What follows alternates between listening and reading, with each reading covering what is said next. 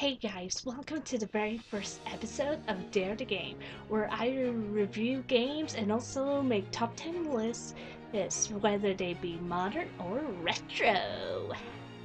So, as a first episode, I really don't know what to review.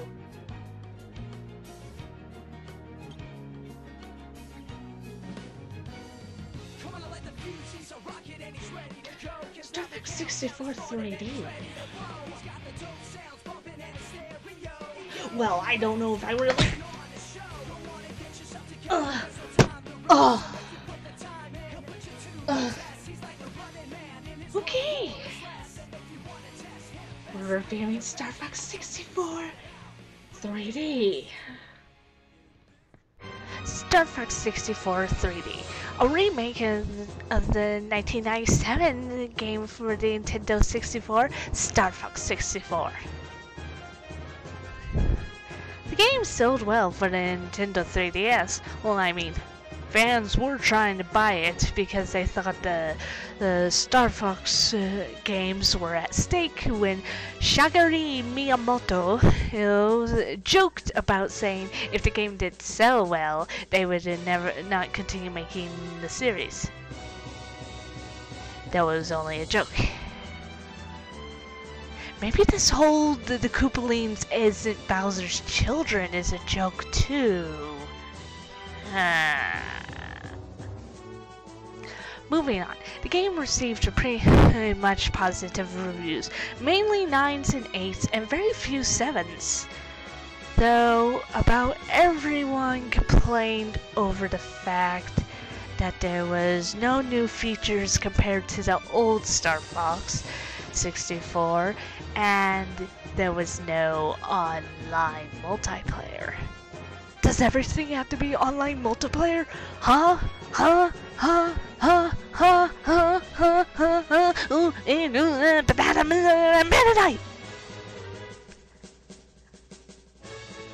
moving on. The game also pretty much treats the 3D graphics pretty well, considering it looks like people are shooting at your face. Gotta love that. The story of the game is the Lilat system has been under the threat of Andross, a giant flying monkey head with 2 hands?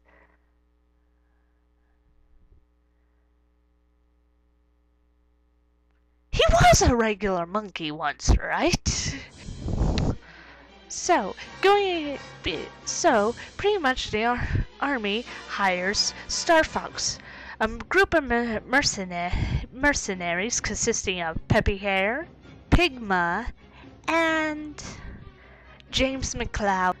When they went to investigate Venom to see, because they heard there was activity of Andross there, it turned out to be a trap! Yes, a trap. Set up by none other than their team member turned betrayer, Pigma. Ugh. I swear, I almost hate him as much as Pokey. Pokey, you coward! So, getting captured, Peppy Hare managed to escape with his life.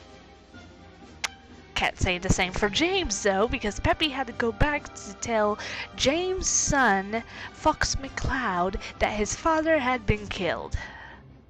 Wow. Pretty dark start. You know, for kids! In this team, it now consists of Falcon and also the original Star Fox team member, Peppy Hare, and also one member named Slippy Toad. Slippy!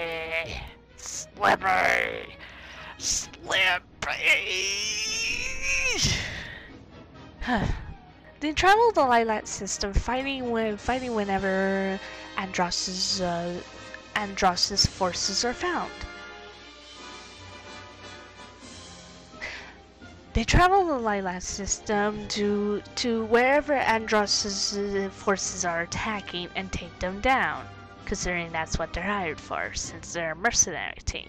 But they have to deal with their rival team, Star Wolf, consisting of the leader Wolf O'Donnell, Leon Polwaski, Pigma Dengar, and Andrew Oikani, the nephew of Andros.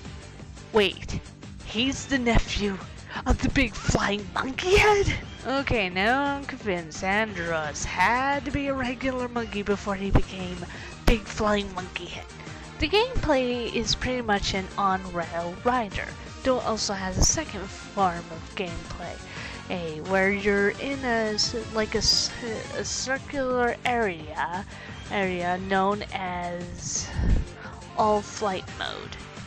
This mode is used for mainly bosses. There's also Landmaster levels, which you drive like a tank in.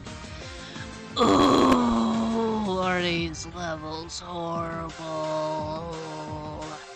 I mean, it's easy to get shot at. The aiming is awful. These levels are pretty much the downside of the Star Fox 64 game. And the level I hate the most is Titanium.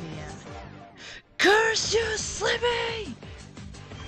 In the game, you got the choice of two types of controls. Type A, which is the Nintendo 3DS controllers, which either you can use the buttons like the joystick and or the arrow pad in order to move your jet known as an R-wing.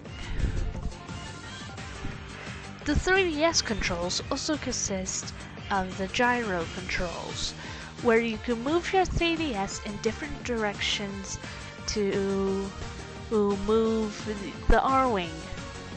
Honestly, it's very easier to use the joystick, unless you want to be all over the place just trying to fly your R-wing straight.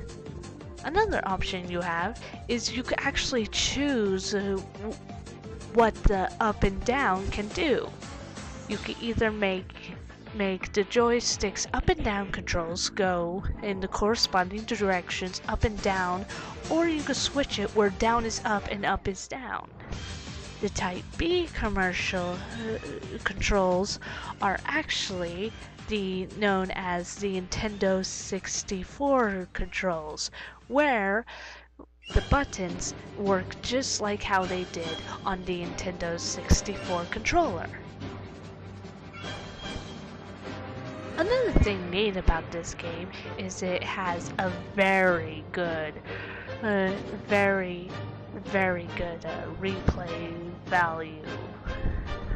You see, depending on what you do in each mission, depends on what path you take. In Star Fox 64, there are multiple paths you can take that leads to different outcomes and different missions. So, depending on which path you take, it ends up also affecting the difficulty as well. There are 3 paths: the easy path, the normal path, and the hard path. And the game never tells you how to fall upon these paths. You just have to do certain actions and hope that you go on the right path. Even these certain paths even affect the ending as well.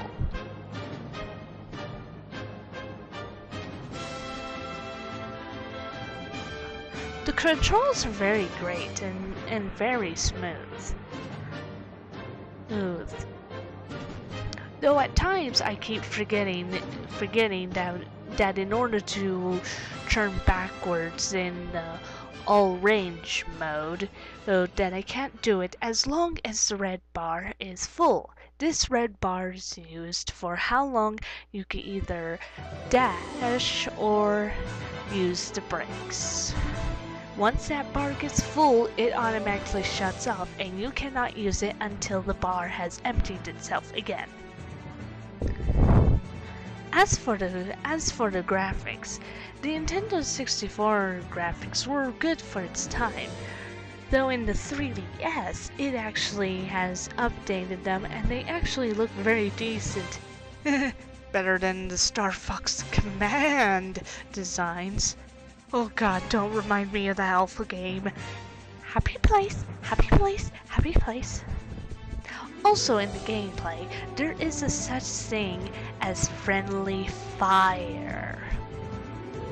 As in, you can accidentally shoot down one of your team members. And in fact, the game will punish you for losing a team member, considering your team member will be out for an entire mission, and in fact sometimes you can't even unlock the lock actions in order to get an alternate path to get done in the games if one of your team members is missing.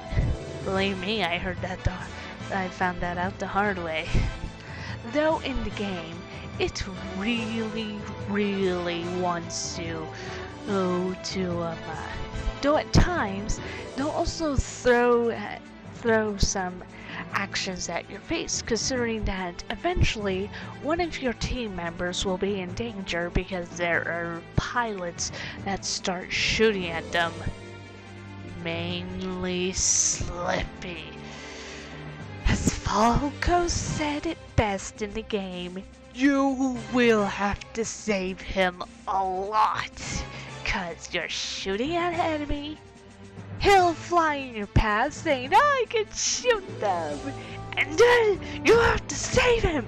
They even do this in the first level, throw this at you. Slippy, he always causes problems, and in fact, you can even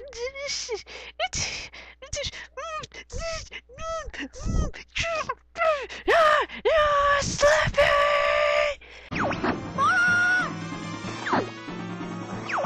Slippy! Much better. Now we have the bosses. The bosses, depending on which path you take, can easily be very easy or pretty tough. Overall, I say the game isn't quite too hard, considering the fact I was able to pretty easily defeat most of the bosses, though some of them being a challenge, especially the Star Wolf team. Okay, I got you now. And wait, what? Where did you go? No, you did a flip. Okay, I'll find you again. No, quit turning. Aha, I got you in my sights. No, what? You flipped again? Oh great, now the base is gonna blow up. Though overall, it doesn't take away from the game, and it's still pretty enjoyable. So, how my ratings work is, if it's dare to play, that means the game is really awesome and you need to buy it right now. If it's playable, that means the game is pretty much okay to play, though it has some flaws.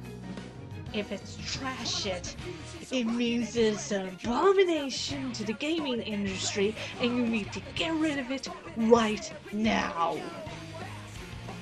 So, what do I rate Star Fox 64 3D? Dare to play. So that's my first episode of Dare to Game. If you like this, just leave a comment below, subscribe, or like the video. By the way, this is an audition for GameBoots.com, so I'm really hoping that I did pretty good and I made So see ya.